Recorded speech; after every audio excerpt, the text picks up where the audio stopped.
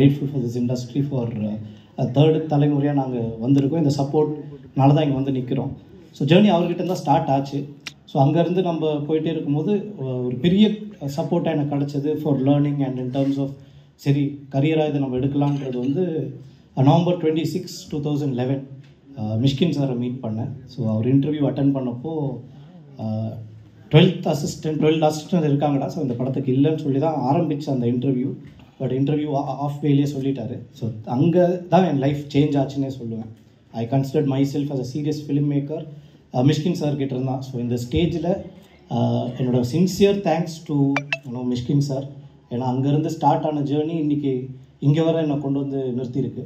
So அங்கேருந்து ஒரு ஸ்கூல்லேருந்து வந்தது தான் கௌதம் ராமச்சந்திரன். ஸோ அவரோடையும் அது ஒரு எக்ஸ்டெண்டட் மிஷ்கின் சார் ஸ்கூலாக தான் இருந்துச்சு. But N complete perspective change ஆனது வந்து ஸ்க்ரீனில் வந்து பேசின டேரக்டர். ஸோ எனக்கும் அவரை வந்து ஆக்டராக தான் தெரியும். ஸோ அப்படி தான் அப்ரோச் பண்ணியிருந்தேன், என்னோடய ஸ்கிரிப்டுக்கு தான் அப்ரோச் பண்ணியிருந்தேன். ஸோ பாம்பே கூப்பிட்டாரு. ஸோ ஸ்கிரிப்டை கொடுத்தாரு, ராக்கெட்ரி ஸ்கிரிப்டை கொடுத்தாரு. ஸோ கொடுத்தப்போ எனக்கு தெரியுது அவர் தான் டேரக்டர்னு எனக்கு சொல்லலை அவர். ஸோ நான் நினச்சேன் ஓகே அவர் நடிக்கிற ஸ்கிரிப்ட் எனக்கு கொடுத்துருக்கார் போல இருக்குன்னு நினச்சேன். ஸோ அது script change my thoughts about I didn't want to pursue. என்னோட அவருக்கு சொன்ன கதை வேறு ஒரு இதில் இருந்தது. ஸோ அப்போ தான் சொன்னேன் that is largely because of one person. And நீங்களாம் அந்த படம் பார்த்துருப்பீங்க. வாஸ் பிகாஸ் ஆஃப் நம்பி நாராயணன். ஸோ நம்பி சாருக்கு வந்து என்னோட பெரிய சாரி வந்து அந்த படத்தில் தான் இருந்துச்சு. ஸோ வேறு அவருக்கு லைஃப்பில் நடந்த அந்த ட்ராமாக்கும் அந்த எக்ஸ்பீரியன்ஸுக்கும் நான் சாரி சொல்ல முடிய ஒரே ஒரு situation is only by giving my time for that film. So but that change my entire perspective as a film மேக்கராக. எனக்கு வந்து மேடி சார் இந்த டேரக்டர் வந்து ஒரு ஸ்டாம் மாதிரி இருந்தார். Like what perspective I had towards film making வந்து ரொம்ப அஷ்யூர்டாகவும் பயங்கர ஒரு different perspective coming from Mysskin sir ஸ்கூல்லேருந்து ஒரு ஐடியாவோட நான் வந்தப்போ மேடி சாரோட school of thought was completely different. So largely அதோட எக்ஸ்டென்ஷனாக பார்த்தது தான் வந்து ஓனாய் மாட்டுக்குட்டியும் சரி, ராக்கெட்ரியும் சரி, writer, director, producer and actor அவங்க மிஷ்கின் சார் இருந்தார், இங்கே மேடி சார் இருந்தாங்க. ஸோ ட்ரஸ்ட் பண்ணுவாங்க. ஸோ அதில் ஐ வாஸ் ஃபார்ச்சுனேட் இனஃப் ரெண்டு இடத்துலையும் நான் வந்து பிஹைண்ட் த கேமராவில் அந்த கோர் டீம் மெம்பராக நான் இருந்தேன். ஸோ அதனால் என்ன அட்வான்டேஜாக இருந்துச்சுன்னா ப்ரொடக்ஷன் பற்றின complete details, complete experiences on working on these 2 films வந்து அவங்க ரெண்டு டேரக்டர்ஸ்க்கும் பெரிய தேங்க்ஸ். என்னென்னா சரி நீ அசிஸ்டன்ட் டைரக்டராக தான் இருக்க, ஸோ இப்போ நான் ப்ரொடியூசராக பேச போகிறேன், நீ வெளியே போன்னு சொல்லவே இல்லை. ஸோ ஆல் த மீட்டிங்ஸ் ஒரு ப்ரொடக்ஷன் ரிலேட்டடான மீட்டிங்ஸில் வந்து ரெண்டு பேருமே அந்த ஆப்பர்ச்சுனிட்டி, அந்த டிஸ்கஷன் எனக்கு கொடுத்தாங்க. So that gave me confidence. So இந்த ஸ்கிரிப்ட் இடிமின்னல் காதல் நாங்கள் வந்து ஒரு ப்ரொடக்ஷன் கம்பெனியில் பேசிட்டு போயிட்டு இருந்தோம். பட் அப்போ தான் இந்த செகண்ட் லாக்டவுன் ஸ்டார்ட் ஆன லைக் முடிஞ்ச டைம். ஸோ தேர்ட் லாக்டவுன் வருமா வராதான்ற ஒரு தயக்கம் அந்த ப்ரொடியூசருக்கு இருந்துச்சு. பட் பை த டைம் நான் ஸ்க்ரீன் பிளே முடிச்சுட்டேன். ஸோ பட்ஜெட் போட்டாச்சு. ஸோ என் டிஓபி ஜெயச்சந்தர் என்னோடய school friend, but he also travel டோனாய் மாட்டுக்குட்டின்னு செகண்ட் யூனிட் கேமராமேனாக அவர் இருந்தார். ஸோ அங்கே தான் எங்களுக்குள்ள ஒரு பயங்கர அண்டர்ஸ்டாண்டிங் இருந்துச்சு. லைக் ஒரு ஃபிலிம் மேக்கராக எனக்கு ஒரு ப்ரொடக்ஷன் டிசைனரும் ஒரு கேமராமேன் ரொம்ப முக்கியம் நம்புகிறவன் நான். லைக் ஸ்க்ரீன் ப்ளே பண்ணும்போது பிகாஸ் அதில் தான் எனக்கு தெரியும் என்ன இது பண்ணணும்னு. ஸோ அவன் கேட்ட ஒரு கொஸ்டின் தான் எனிவே இப்போ அவர் ப்ரொடியூஸ் பண்ணாலும் நம்ம we are responsible for his money. So நம்ம ஏனோ தானும் பண்ண முடியாது. And moreover as a director it's a larger responsibility to finish in that budget. And பட்ஜெட்லேயும் பண்ணணும், அதை எக்ஸிக்யூஷன்லேயும் ஒர்க் ஆனால் தான் நம்மளுக்கு அடுத்த படம் கிடைக்கும். ஸோ அங்கேருந்து அவன் கேட்ட கொஸ்டின் தான் why don't we start. So அப்போ நான் வந்து என்னோடய கப்பல் ஆஃப் 2-3 இன்வெஸ்டர்ஸ் இருக்காங்க, mister Mahendra Mullath, mister Ilaiyamaran. So ரெண்டு பேர்கிட்டையுமே ஐ ப்ரெசென்டட் இட். நான் சொன்னேன் இந்த மாதிரி இப்படி ஒரு ஐடியா இருக்குது. ஸோ அங்கேருந்து ஸ்டார்ட் ஆனதான். ஸோ இந்த ஸ்டேஜில் நான் வந்து ப்ரொடியூசராக I want to thank these 2 people. ஏன்னா அவங்க இல்லைன்னு சொல்லியிருந்தால் ப்ரொடியூசராக இந்த ஸ்டேஜில் நின்றுருக்க மாட்டேன், கண்டிப்பாக டேரக்டராக இருந்திருப்பேன். பட் ப்ரொடியூசராக நான் நிற்கிறதுக்கான ஒரே ஒரு காரணம் தட் டைம் தே போத் யோசிக்க கூட இல்லை. தே செட் இந்த பட்ஜெட்டில் நீ இது பண்ணுற இந்த குவாலிட்டி, ஆனால் இந்த குவாலிட்டி எது வேணும்னு சொன்னாங்க. ஸோ ஓகேன்னு சொல்லிவிட்டு ஸோ அங்கேருந்து ஆரம்பித்த ஜேர்னிக்கு as Paavakki I will sincerely thank these 2 people. And then அங்கேருந்து அவங்களோட சப்போர்ட்லேருந்து வி காட் லாட் ஆஃப் இன்வெஸ்டர்ஸ்லாம் வந்து. ஸோ அப்படி தான் பாவக்கின்ற கம்பெனி ஸ்டார்ட் பண்ணோம். ஸோ இதில் நான் பெரிய தேங்க்ஸ் சொல்ல வேண்டியது வந்து ஒரு கம்பெனி ஸ்டார்ட் பண்ணியாச்சு. We are very clear. நான் அந்த ப்ரொடக்ஷன் பேசிகிட்டு இருக்கும் போதே I wanted Antony sir as editor for this film, Sam CS as music for this film. And இதில் நடிச்சிருக்கிற எல்லா veteran actors, Radha Ravi sir ஆகட்டும், பாலாஜி சக்திவேல் சார் ஆகட்டும், யாருமே ஒரு இடத்துல கூட நீங்கள் ப்ரொடியூஸ் பண்ணுறீங்களா அந்த டவுட் அப்படின்ற வரவே இல்லை. தி ஆல் ஒன்லி மோட்டிவேட்டட், அது ஒன்லி சப்போர்ட்டட். யாருமே வந்து நீ ரிலீஸ் பண்ணிடுவியா படத்தை அந்த மாதிரி கொஸ்டின் இது வரைக்கும் கேட்கவே இல்லை. பிகாஸ் நான் ஏன் வெறும் வெட்ரன்ஸ் பேரை சொல்கிறேன், யங்ஸ்டர்ஸ் சொல்கிறேன், யங்ஸ்டர்ஸ் கூட ஐ கேன் வைப். இப்போ சிபி ஆகட்டும், யாஸ்மின் ஆகட்டும், Bhavya, I can make them understand. But இவங்கெல்லாம் வெட்ரன்ஸாக இருந்துட்டு எங்கேயுமே அந்த கொஸ்டின் கேட்காது தான் எங்களுக்கான பெரிய கான்ஃபிடென்ஸாக இருந்துச்சு. அது இந்த ஸ்டேஜ் வரைக்குமே அவங்க இருக்காங்க. இப்போ ராதாரவி சார் ஆகட்டும், பாலசக்திவேல் சார் ஆகட்டும். ராதாரவி சார் பர்சனலி கால் பண்ணார், அவர் சாரி சொன்னார், ஏன்னா அவர் உடம்பு முடியல. ஸோ நானும் சொன்னேன் கமெண்ட் பண்ண விரும்பல. பாலாசக்திவேல் சார் வந்து இப்போ எப்படி மேடி சார் எனக்கு வர முடியாதுன்னு நான் ஒரு வீடியோ போட்டு தரேன்னு அதே தான் பாலாஜி சாரும் சொன்னார். Same applies to Antony sir also. Antony சாரும் உடம்பு முடியலன்னு ஃபோன் பண்ணி சொன்னாங்க. ஸோ அதெல்லாம் எங்களுக்கு பண்ணணும்னு அவசியமே இல்லை. ஸோ அதெல்லாம் தான் ஒரு கான்ஃபிடென்ஸ் கொடுத்துச்சு. ஏன்னா இவங்களாம் படம் பார்த்துட்டாங்க. ஆண்டனி சார் லார்ஜ்லி அவர் தான் ஃபுல்லாகவே எடிட் பண்ணார். So coming to my cost, first நான் வந்து இந்த படம் முடித்தப்போ போய் கதை சொன்னது சிபி கிட்ட தான். ஸோ சிபி நாங்கள் ஒர்க் ப்ரொஃபைலில் க்ராஸ் கூட ஆனது கிடையாது. பட் எப்படி எல்லோரும் பிக் பாஸோட ஃபேனோ, நானும் பிக் பாஸோட ஃபேன் தான். ஸோ அந்த பர்டிகுலர் சீசன் அது கோஇன்சிடென்ஸ் தான். ஏன்னா where I finish writing the screenplay and கரெக்டாக அந்த வீக் வந்து அவங்க ஃபேமிலி வீக்காக இருந்துச்சு. ஸோ அவர் அந்த ஃபேமிலி வீக் பண்ண ரியாக்ஷன்ஸ் வாஸ் லார்ஜ்லி பிகாஸ் இப்போ டீசரே பார்த்துட்டீங்க. டீசரில் ஆக்சிடெண்ட்டை சுற்றி தான் நடக்குது. ஒரு entire film is revolve around actors and 6 central ஆக்சிடெண்ட்டில் 6 சென்ட்ரல் கேரக்டர்ஸ்க்கு நடக்கிற காஸ் அண்ட் எஃபெக்ட் தான் இந்த படம். ஸோ இந்த பாட்டு எங்களுக்கு பெரிய ப்ளஸ்ஸாக இந்த படத்தை நாங்கள் நம்புகிறோம். ஆல்பமாக வந்து சிறகாட்சி பூவை வந்து பயங்கரமாக ஒர்க் ஆகும். I think biggest credit is Sam to understand. ஏன்னா ட்ரெய்லரை பார்த்துட்டு இங்கே உங்கள் சாங்குக்கான ஒன்று இருக்குது because of the romance between Sibi and Bhavya. So அது அண்டர்ஸ்டாண்ட் பண்ணதுக்கு பெரிய தேங்க்ஸ். அண்ட் ஆண்டனி சாருக்கும் பெரிய thanks because he put it இந்த ஃபிலிம். படம்லாம் முடித்து ட்ரெய்லர் கட்டு பண்ணதுக்கப்புறம் நான் சொன்னேன் சார் இந்த பாட்டை யூஸ் பண்ணலாம். ஸோ அது that's what we gonna play also. So இதெல்லாம் was giving us more boost. ஏன்னா கண்டென்ட் நல்லா இல்லை நல்லா இருக்குன்றது எங்களுக்கு இந்த விஷயத்துலாம் ஒரு ஃபிலிம் மேக்கராக என்னால் அசஸ் பண்ண முடியும். Because they can just okay BGM போட சொல்லிட்டான், போட்டேன், பாட்டே அவனே வேணான்ட்டா அப்புறம் விட்டுட்டேன்னு சொல்லிட்டாங்கன்னா எங்களுக்கு தெரியாது. ஸோ கண்டென்ட்டை மேலே அவங்க பார்த்துட்டு தட் இஸ் ஒர்க்கிங் ஃபார் தெம்ன்ற ஒரு பெரிய support. So thank you Sam, thank you Antony sir, Kabilan sir, to all my crew. A huge thing. படத்தில் வந்து ரோல் பற்றி நிறைய சொல்ல முடியாது. ஏன்னா நீங்கள் வந்து பார்க்கணும். 29 மார்ச் எங்களுக்கு போர்டு எக்ஸாம் மாதிரி ஃபீல் வருது. But I am very happy to be back on the screen இந்த ரோலில். So thank you to everybody and I hope the media will take this project forward. Thank you so much. அதில் பேரிலே ரொம்ப weightage இருக்குல்ல, அது மாதிரி கண்டிப்பாக 29 மார்ச்க்கு அப்படியே வெயிட்டேஜ் இருக்கும். ஸோ எனக்கு ஃபர்ஸ்ட் ஆஃப் ஆல் ட்ரீம் வாரியர்ஸ்க்கு ரொம்ப ரொம்ப நன்றி சொல்லணும். நம்மளுக்கு நம்பிட்டு they are releasing the film. அதுக்கப்புறம் நம்மளோட படத்தோட Ram and Lakshman, can you guess? our director, DOP cum producer, Balaji sir and JC sir.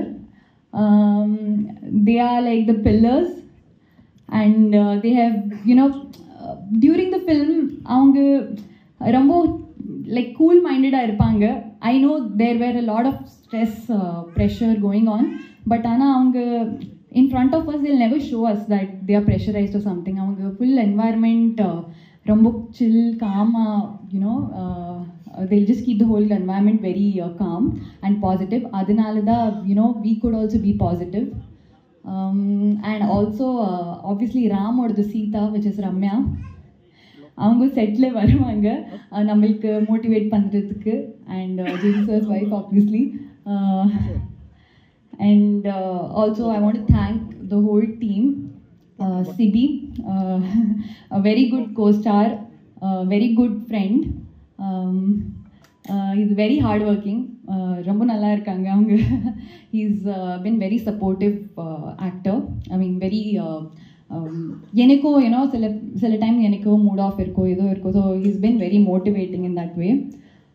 Then Yasmin, she is very beautiful on screen and off screen. Acting, she acts really well. அவங்க performance பாருங்கள், பயங்கரமாக இருக்குது. தென் ஜகன், அவங்க நம்மளுக்கு work shop எல்லாம் எடுத்தாங்க. ஃபர்ஸ்ட்ல I was very scared of him, but then I realized அவங்க ரொம்ப ப்ரொஃபஷ்னல் இருக்காங்க. and because of that workshop which was conducted by our director, எனக்கும் கான்ஃபிடென்ஸ் வந்தாச்சு to act in a drama, thriller, suspense film. Also Jay Aditya.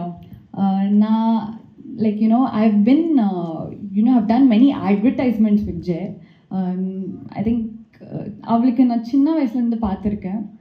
நாங்கள் நிறைய ads பண்ணியிருக்கேன். And இப்போ it feels very proud that I'm working with him in this film and we both have grown together. Touchwood, we'll be working more together. Looking forward. அப்புறம் நிறைய பேர் இருக்காங்க and who are like, very supporting. Our villain of the movie, Priya auntie. I don't want to call you auntie. You're akka. Ellarukku rombo nandri. All the assistant directors of a film, Vivek, Preeti, Janani, Yuvraj, Yellaro. Sorry if I've missed out some names, but Yellaro rombo professional irundanga, friends madri irundanga. But more than friends, in the full team, family madri irukku. And I'm very lucky to be a part of this family. எனக்கு இதுதான் main first family, because obviously my family is there, but after them it's the Idiminil Kadal. This is the first. Also, I want to tell you one thing. Like, I just hope you pass on this message. Obviously you will. People will come to watch movie. படம் பார்க்குறதுக்கு அது எல்லாருக்கும் விருப்பம் இருக்கும். I mean, to watch a movie is a choice or a right, but to encourage the hardworking people, newcomers, is your responsibility. So please நம்மளுக்கு support பண்ணுங்க. நம்ம movie பாருங்க 29th மார்ச்க்கு. I'm sure you all will like our performance. Thank you so much. Tamil பேசுகிறாங்க, அழகாக கூப்பிட்றாங்க, முக்கியமாக என்னோட அழகாக இருக்காங்க. ஓகே, ஸோ அதனால் I'm slight this made is very very different. First my thanks. I think this whole இவெண்ட்டோட மெனக்கெடல் ரொம்ப, I mean someone is really thought down and no attention to detail. Oh my god, இதெல்லாம் நான் நிறைய பெரிய படம் பண்ணியிருக்கேன், இதெல்லாம் பண்ணதே இல்லை. Just show someone has done their homework so well. Okay, first my thanks to media. நாங்கள் கடந்த ஒன் வீக்காக ப்ரொமோஷன் பண்ணிகிட்ருக்கோம். And so thanks to our media, all the one எங்களை இன்டர்வியூ பண்ணாங்க. ஆல்ரெடி எங்களோட படம் பாலாஜியோட இன்டர்வியூ வந்திருக்கு, நாங்கள் பண்ண வீடியோஸ் எல்லாம் வெளியே வந்துட்டுருக்கு. I am really over from. In fact எல்லா தேட்டர்லேயும் ஹோர்டிங் இருக்குது. எங்கள் வீட்டு பக்கத்தில் உட்லண்ட்ஸ் தேட்டர் இருக்குது. வழக்கமாக அங்கே வந்து பேய்க்கு கல்யாணம், ஓகே, அப்புறம் ரஜினி ரெஸ்ட், இந்த மாதிரி எங்கே வருதுன்னே தெரியும். அந்த படத்துக்காக ஓடிக்கணும். ஃபஸ்ட் டைம் ரிலீஸ் ஆக போகிற என் படத்துக்கு ஒன்று வச்சுருக்காங்க. So I am very very happy. Act பண்ண வச்சு ப்ளஸ் அதில் வந்து அசிஸ்டண்டாக ஆக்கினார் அப்படின்னு சொல்லிட்டு. ஸோ வழக்கமாக நம்ம வந்து பார்த்திங்கன்னா இந்த மேடை உங்களுக்கு நீங்கள் பார்க்கும்போது தெரியும், நம்ம நிறையா மேடைகள் பார்த்து எல்லாமே ஃபேக்காக இருக்கும். இப்போ நம்ம வந்து சொல்லுவோம் நாங்கள் ஒரு நல்ல படம் பண்ணியிருக்கோம் அப்படிங்கிற அந்த ஸ்டேட்மெண்ட்டு, இது கன்ஃபார்மாக ஹிட் ஆயிரும் அப்படிங்கிற அந்த ஒரு கான்ஃபிடென்ட்டு, இது எல்லாமே பார்த்தீங்கன்னா ஓவர் கான்ஃபிடென்ட்டாக இருக்கும், இல்லைனா வந்து நடிப்பாக இருக்கும். பட் இதில் பேசுகிற எல்லாருமே இவ்வளோ கான்ஃபிடென்ட்டாக பேசுகிறாங்கன்னா அதில் அந்த படத்துக்கு உண்மையான ஒரு உழைப்பு போட்டிருக்காங்க. அது ஜெயிக்கலாம் ஜெயிக்காமல் கூட போகலாம், ஆனால் ஒரு உழைப்புங்கிறது உண்மையான ஒரு உழைப்பு இந்த படத்துக்கு எல்லாருமே போட்டிருக்கிறது. இதில் நடிச்சிருக்கவங்க, டெக்னிக்கல் டீம் எல்லாமே. பாலாஜி அவர் இந்த படத்தில் என்னை எத்தனை தடவை திட்டினாருன்னு எனக்கு தெரியல. ஃபஸ்ட்டில் அவர்கிட்ட கேட்கணும். ஏன்னா வழக்கமாக பார்த்தீங்கன்னா இப்போ மியூசிக் பாயிண்ட் ஆஃப் வியூவில் எப்பயுமே பார்த்தீங்கன்னா நம்ம ஒரு டேரக்டரோட மனசில் என்ன இருக்குன்னு தெரிஞ்சுக்கிறதுக்கே ரொம்ப டைமாக எடுக்கும் நமக்கு. ஏன்னா சிலர் என்ன பண்ணுவாங்கன்னா ரெஃபரன்ஸ் கொடுத்துட்டு இந்த மாதிரி மியூசிக் வேணும்னு கேட்டாங்கன்னா ரொம்ப ஈஸியாக நம்ம பண்ணி கொடுத்துடலாம். பட் எனக்கு அது பிடிக்காது. நம்ம ஏதோ ஒன்று ட்ரை பண்ணணும், புதுசாக ட்ரை பண்ணலான்னு சொல்லிட்டு பண்ணும்போது அந்த புதுசாக எப்பயுமே நம்ம கேட்குற விஷயமும் எதுவுமே நமக்கு வந்து உடனே அக்செப்ட் பண்ண மாட்டோம். யாராக இருந்தாலும், எந்த ஒரு டேரக்டராக இருந்தாலும் ஒரு எங்கேயோ கேட்ட மாதிரி ஒன்று இருக்குது, ஆனால் அது இது ஹிட் ஆயிருங்கிற ஒரு நம்பிக்கை வரும்போது தான் அவங்க வந்து அதை ஓகே பண்ணுவாங்களே தவிர இது வரைக்கும் வந்து ஒன்றுமே பண்ணல, ஒரு புதுசான ஒரு முயற்சி, இது எப்படி நம்ம ரிஸ்க் எடுக்கணுமான்னு தான் எல்லாருமே யோசிப்பாங்க. ஸோ எப்பயுமே நான் என்ன யோசிப்பேன்னா இந்த ஒரு வீடியோலாம் பார்த்துருப்போம். நீங்கள் நார்மலாக வந்து ஆர்ட் பண்ணுறவங்க பார்த்தீங்கன்னா ஒரு ஆர்ட் பண்ணுவாங்க, என்ன பண்ணுறாங்கன்னே தெரியாது. ஒரு 30 செகண்ட்ஸ் 40 செகண்ட்ஸ் ஒரு ஆர்ட் பண்ணிட்டு இருக்கும்போது நமக்கு தெரியாது என்னென்ன பைத்தியக்கார மாதிரி வரைஞ்சிட்டு இருக்காங்க. கடைசியில் அந்த ஆர்ட் அப்படியே திருப்பி விடுவாங்க. திருப்பினாங்கன்னா தெரியும், ஓ பரவாயில்ல வேற லெவல் பண்ணிட்டாரு அப்படிங்கிற ஒரு உலகமாக அப்படி நமக்கு ஒரு ஆச்சரியம் வரும்ல. ஸோ மியூசிக்கை நான் அப்படி தான் பார்க்குறேன். ஏன்னா ஃபஸ்ட் டைம் அவருக்கு ஃபஸ்ட் ரீல்லாம் போட்டு காமிக்கும் போது அவர் கதவு திறந்துருந்துச்சு. அப்போ நாங்கள் போல இருக்கு அவர் திட்டிகிட்டு இருந்தார், என்னங்க இப்படி இருக்குது, இவர் சரியாக பண்ணலையோ அப்படிங்கிற மாதிரி இருந்துச்சு. அது எல்லா படத்துலையும் நடக்கிறத நம்ம கேட்டுட்டோம். பட் இருந்தாலும் நமக்கு ஒரு கான்ஃபிடென்ட் எப்படின்னா, சரி ஓகே இதில் என்ன வரப்போகுதுன்னு அப்புறம் தான் தெரியும். இப்போ ஃபார் எக்ஸாம்பிள் ஒரு ஃப்ளூட்டோ ஒரு வயலினோ வரதுக்கு முன்னால் அந்த இடத்துல கேப்பில் இருக்கும், நமக்கு தெரியும் இங்கே வரப்போகுதுன்னு. ஸோ அவருக்கு தெரியாது இல்லையா, அதனால ஃபஸ்ட்டு ரீல் அப்படி இருந்தார். அதுக்கப்புறம் போக போக அவருக்கு வந்து பழகிட்டார், புரிஞ்சிருச்சு அவருக்கு, ஓ இது இப்படி மாறுது இந்த படம் அப்படிங்கிறது. ஸோ அவர் நிறையா விஷயங்கள் எனக்கு அவருக்கு நடுவில் நிறையா, இப்போ சண்டை போடுறது எப்படின்னா, நான் ஒன்று பண்ணியிருப்பேன், இது ஒர்க் ஆகும்னு சொல்லுவேன், அவர் இல்லை ஒர்க் ஆகாதுன்னு சொல்லுவார். ஸோ இந்த மாதிரியான ஒரு, ஏன்னா எப்பயுமே பார்த்தீங்கன்னா ஒரு கலக்கி விட்டால் தெரியும்னு சொல்லுவாங்க, அது தெரிகிறது வந்து ரொம்ப நல்லா இருக்கும் அப்படின்னு சொல்லுவாங்க. ஏன்னா இங்கே வந்து சண்டைங்கிறது வந்து அது ஒரு நல்லதுக்கான விஷயமா தான் இருக்கும். ஸோ அந்த மாதிரி அவர் எனக்கு தெரிஞ்ச எத்தனை தடவை திட்டினாருன்னு எனக்கு தெரியல. எண்ட் ஆஃப் த டே அவர் வந்து ஒரு மிக சிறந்த ஒரு, இதுக்கு முன்னால் ஒரு கதை சொன்னேன், அந்த கதை வந்து வேற லெவல் கதை. இது நான் சும்மா ஏதோ மேடைக்காக சொல்லலை. தெலுங்கா இருக்கட்டும், மலையாளமாக இருக்கட்டும். மலையாளத்துலலாம் இப்போ நான் பண்ணுற படங்கள் பார்த்தீங்கன்னா நிறைய வந்து கதை சொல்லும்போது ஃபர்ஸ்ட் டைம் நம்ம கேட்குறது யார் ஹீரோன்னு கேட்க மாட்டோம், யார் ரைட்டர்னு கேட்போம், யார் ஸ்கிரிப்ட் ரைட்டர், யார் டைரக்டர். ஏன்னா மலையாளத்தை பொறுத்த வரைக்கும் நான் பெருமையாக சொல்கிறேன் அப்படிங்கிறதெல்லாம் இல்லை. ஏன்னா தமிழ் சினிமா கடந்து வந்த பாலச்சந்தர் சார் இவங்கெல்லாம் கடந்து வந்த ஒரு ஒரு நோக்கி தான் திரும்ப மலையாள சினிமா வந்து நிற்கிது, நல்ல கண்டென்ட் படங்கள். ஸோ இப்போ என்ன ஹிந்திலலாம் ஓடிட்டு இருக்கு. ஸோ என்னன்னா நல்ல கண்டென்ட் தான் இங்கே முக்கியம். தமிழ் சினிமாவிலே அப்படி தான். பட் ஏன்னா தமிழ் சினிமாவில் எக்கச்சக்க நான் கதை கேட்டிருக்கேங்க. இப்போ ஆனந்த் அவர் இருக்கிறார், குமரேசன், அவர் வந்து இந்த படத்துக்கு ரைட்டர். அவரோட கதைகள் எனக்கு தெரியும். அவரை நான் நிறைய இடத்துல நான் அப்ரோச் பண்ணேன், நானும் அவருக்கு நிறைய இடத்துல பண்ணியிருக்கேன். ஏன்னா அவரோட கதைகள் எல்லாமே இப்போ ஒரு டைரக்டர் நல்ல கதை பண்ணியிருக்கிறாரு, அதுக்கு ஒரு பட்ஜெட் செலவாகும். அந்த பட்ஜெட்டை வந்து ஒரு ப்ரொடக்ஷன் போடணும் அப்படின்னா அதுக்கு ஒரு ஹீரோ தேவைப்படுறாரு இங்கே. ஏன்னா அந்த ஹீரோ இருந்தால் தான் வருவாங்க, அது நியாயமும் கூட. ஆனால் அப்படி மட்டுமே இருந்தால் நல்ல கதைகள், சின்ன ஒரு கேரக்டர் தான் தேவைன்னா, ஒரு பெரிய ஹீரோ இல்லாமல் ஒரு ஆள் நடித்தா தான் அந்த படம் ஓடுங்கிறது தான் அந்த கதைக்கு தேவைன்னா அவங்க என்ன பண்ணுவாங்க அப்படிங்கிறது எனக்கு தெரியல. ஸோ ஒரு ரிக்வெஸ்ட் தான் என்னன்னா, ஆடியன்ஸ் வந்து மாறிக்கிட்டே இருக்கிறாங்க. ஒரு காலகட்டம், ஒரு 10 வருஷம் ஒரு மாதிரி போகும், அடுத்த டேஸ்ட் மாறும், அடுத்த ஒரு 10 வருஷம் வேறு மாதிரி ஆகும். ஸோ தமிழ் சினிமாவில் நான் கடைசியாக கேட்ட நிறைய கதைகள் வந்து மிக சிறந்த சூப்பர் கதையெல்லாம் இருக்குது. ஆனால் என்னன்னா அங்கே எங்கே வந்து அங்கே பிரச்சனையாக இருக்குன்னா அதுக்கு ஹீரோ கிடைக்கல அப்படிங்கிற ஒரு இடத்துல. ஏன்னா ஹீரோ இருந்தால் தான் அதுக்கான பட்ஜெட் அமையும், அதுக்கப்புறம் எல்லாமே நடக்கும். ஆனால் இப்போ மக்கள் எல்லாருமே வந்து ஹீரோலாம் முக்கியம் இல்லைங்க, நல்ல கதை தான் நாங்கள் பார்ப்போம் அப்படின்னு நினச்சி படம் பார்க்க ஆரம்பிச்சிட்டாங்கன்னா, எல்லா ப்ரெஸ் மீடியாவெல்லாம் அப்படி கொண்டு போய் மக்கள்கிட்ட சேர்த்துட்டாங்கன்னா, ஒருவேளை இந்த மாதிரி ஒரு 1000 டைரக்டர்ஸ் தமிழில் மிக சிறந்த டைரக்டர்ஸ் இருக்கிறாங்க, அவங்க வருவாங்க. அந்த மாதிரி ஒரு இதில் தான் இவர் இருக்கிறார் பாலாஜி. ஏன்னா அவரோட கதைகள் அப்படி இருக்குது, ரொம்ப அருமையான கதை. அவர் சொன்னார் பார்த்தீங்களா, இந்த இதில் நடித்த அந்த 6 கேரக்டருக்கும் இவங்க தான் கரெக்டுன்னு அவருக்கு தோணிருக்கே தவிர இது ஒரு பெரிய ஹீரோ போடணும் அப்படின்லாம் இல்லை. ஏன்னா இவங்க நடிச்சா தான் இது நல்லா இருக்கும் அப்படிங்கிற மாதிரி. ஸோ கண்டென்ட்டை நம்பி மட்டுமே எடுத்திருக்கிற இந்த படம் ரொம்ப நல்லா வந்திருக்கு அப்படின்னு நம்புறேன். நீங்கள் பாருங்கள். எனக்கு எண்ட் ஆஃப் த டே உங்களுக்கு பிடிச்சிருந்தா தான் நீங்கள் இதை சேர்ப்பீங்க. உங்களுக்கு பிடிச்சிருந்தா மட்டும்தான் இந்த படம் ஓடும். கடந்த வருஷத்தில் நான் பண்ண நிறைய படங்கள்லேயே பார்த்தீங்கன்னா நிறைய சின்ன படங்கள் தான். இப்போ பார்க்கிங் மாதிரியான படங்கள், நிறைய சின்ன படங்கள் தான் வந்து பெரிய லெவலில் பேசப்பட்டிருக்கு. ஸோ ஒரு வருஷத்தோட எண்டில் பார்க்கும்போது சிறந்த 10 படம்னு பார்த்தீங்கன்னா அதில் வந்து பட்ஜெட் எல்லாம் பார்க்க மாட்டாங்க, கண்டென்ட்டை தான் கடைசியில் வந்து காமிக்கிறாங்க. ஸோ வியாபாரத்தை தாண்டி எனக்கு தெரிஞ்சு நாங்கள் டெக்னிக்கல் பாயிண்ட் ஆஃப் வியூன்னு சொல்லும்போது ப்ரொடக்ஷன் சைட்லேருந்து அவங்க வியாபாரம் தான் பார்ப்பாங்க. பட் ஒரு டெக்னிக்கலாக பார்க்கும்போது நல்ல படங்கள், அதுக்கு மக்கள் ஆதரவு கொடுக்கணும், ப்ரெஸ்ஸும் ஆதரவு கொடுங்க. சின்ன படம்னு சொல்லி தட்டி கழிச்சிடாதீங்க அப்படிங்கிறதான் என்னோடது. கண்டென்ட் நல்லா இருந்தால் 100% நீங்கள் ஹெல்ப் பண்ணுவீங்கன்னு தெரியும். இந்த படம் கண்டென்ட் நல்லா இருக்குது. ஸோ நீங்கள் கட்டாயமாக இதை பெரிய அளவில் கொண்டு போய் சேர்ப்பீங்கன்னு நான் நம்புகிறேன். இந்த படத்தில் நடிச்சிருக்க அத்தனை பேருமே ரொம்ப நல்லா நடிச்சிருக்காங்க. இது இப்போ நல்லா பண்ணியிருக்காங்க அப்படின்னு சொல்கிறதுக்கான, ஏன்னா நல்லா பண்ணணும், அதுதான் அவங்களோட வேலை. ஸோ எல்லாமே பெர்ஃபார்மர், எல்லாமே நல்லா பெர்ஃபார்ம் பண்ணியிருக்காங்க. நார்மலாக இப்போ ஒரு கேமரா வச்சுட்டு என்ன சொல்கிறது, ரொம்ப கிராமராக படம் எடுக்கிறதுன்னு ஒன்று இருக்குது. லைட்டிங்லேருந்து எல்லாமே ரொம்ப கிராமராக ஃப்ரேம் வைக்கிறது அப்படியெல்லாம் இல்லை. இது எமோஷனை நம்பி எடுக்கப்படுற படங்கள். ஸோ இதில் வந்து நீங்கள் வந்து தப்பான கிராமரில் படம் இருந்தாலும் எமோஷன் ஒர்க் ஆச்சுன்னா படம் ஒர்க் ஆகிடும். அந்த மாதிரி தமிழில் எக்கச்சக்க படங்கள் ஜெயிச்சிருக்கு. ஸோ அந்த வகையில் இந்த படம் வந்து எல்லா வகையிலுமே ரொம்ப நல்ல படம்னு நான் நம்புகிறேன். இதோட கண்டென்ட் வந்து எனக்கு ரொம்ப பிடிச்சிருந்துச்சு. அவர் கதை சொல்லும் போதே சீக்கிரம் அவர் அடுத்த படமும் எடுப்பாருன்னு நான் நம்புகிறேன். இந்த டெக்னிக்கல் டீமாக இதில் எடிட்டர்ஸ் எல்லாருமே, எடிட்டர்லேருந்து கேமராமேன்லேருந்து எல்லாருமே ரொம்ப நல்லா பண்ணியிருக்கிறாங்க. ஸோ என்னுடைய உழைப்பில் எல்லா படத்துக்கும் போடுற சேம் எஃபர்ட் தான் இந்த படத்துக்கு இருக்கும். ஸோ இந்த படத்தில் எல்லாமே அவருக்கு தெரியும், லைவ் இன்ஸ்ட்ருமெண்ட்ஸ் எல்லாமே எடுத்து, ஏன்னா நீங்கள் பாட்டு கேட்கும் போதே உங்களுக்கு புரிஞ்சிருக்கும். ஏன்னா இளையராஜா சார் எனக்கு ரொம்ப பிடிக்கும். ஏன்னா அதில் உள்ள ஜீவன் இருக்கும். நான் சொல்லுவேன் சில டைம், அதான் என்ன அவருக்கும் மற்ற இதுக்கும் உள்ள டிஃப்ரெண்ட் அப்படின்னா சொல்லுவேன், தாய்ப்பாலுக்கும் பாக்கெட் பாலுக்கும் உள்ள டிஃப்ரெண்ட் அப்படின்னு சொல்லுவேன். எல்லா இடத்துலையுமே சொல்லுவேன். ரெண்டுமே பால் தான், ரெண்டுமே ஒயிட்டாக தான் இருக்கும், ஆனால் ரெண்டுக்கும் உள்ள எமோஷன்ஸ் வேறு.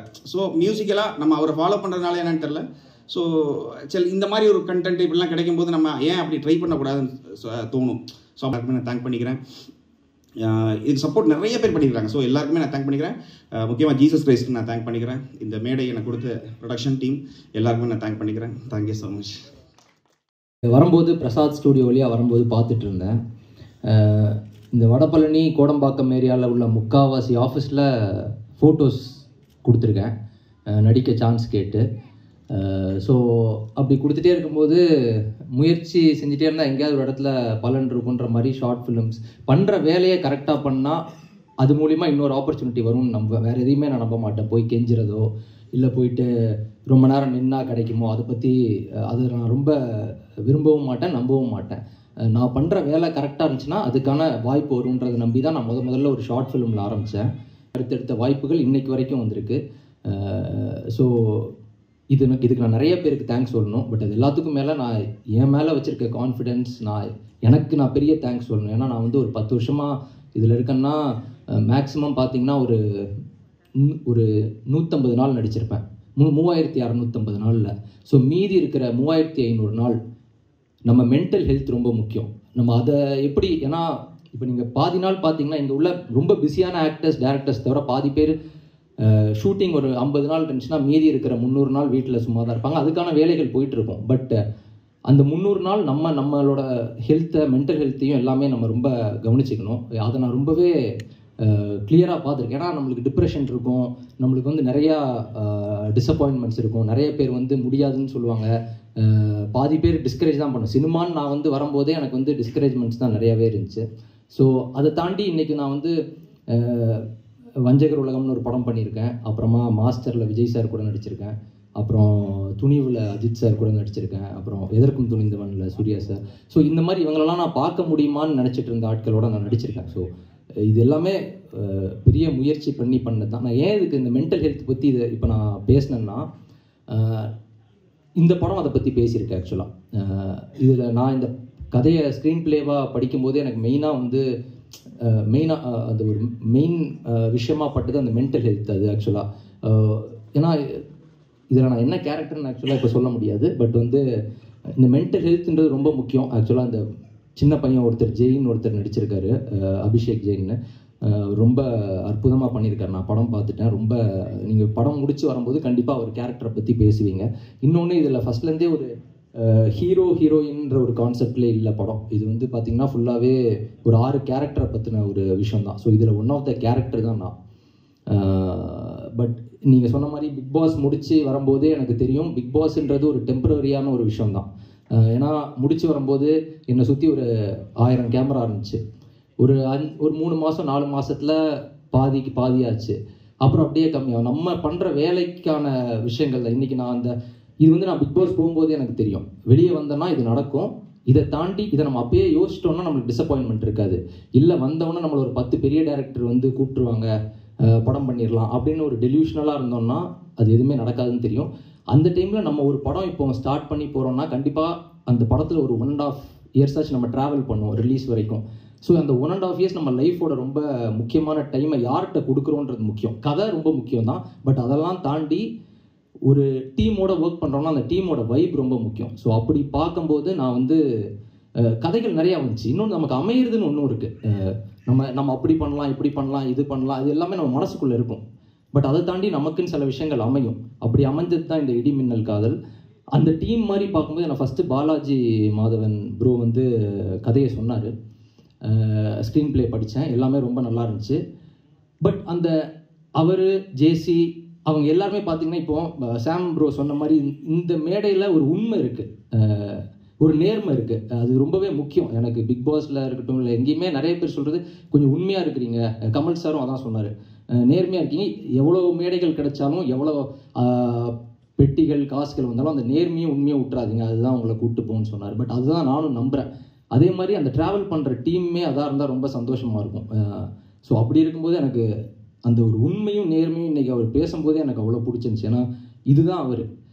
இன்னொரு பெரிய விஷயம், எவ்வளோ பெரிய பிரச்சனை எவ்வளோ விஷயங்கள் இருந்தாலுமே அந்த ஃபேஸில் ஒரு ஸ்மைல் இருந்துகிட்டே இருக்கும். இன்றைக்கி அவருக்கு என்ன கோத்ரூ பண்ணிட்டு இருக்காருன்னு எனக்கு தெரியும், சென்சாரில் என்ன ப்ராப்ளம் ஆகிட்டு இருக்குன்னு தெரியும். பட் அது எல்லாத்தையும் தாண்டி அந்த ஒரு எனர்ஜி, அந்த ஒரு விஷயம்லாம் அது அவ்வளோ ஈஸியே கிடையாது. இதை நம்ம நடிக்கவும் முடியாது. இது அவர் ப்ரொடியூசர் டேரக்டர்னு சொல்ல அவர் எனக்கு தெரிஞ்சு எவ்வளோ மணி நேரம் தூங்குறாருன்னு கூட தெரில.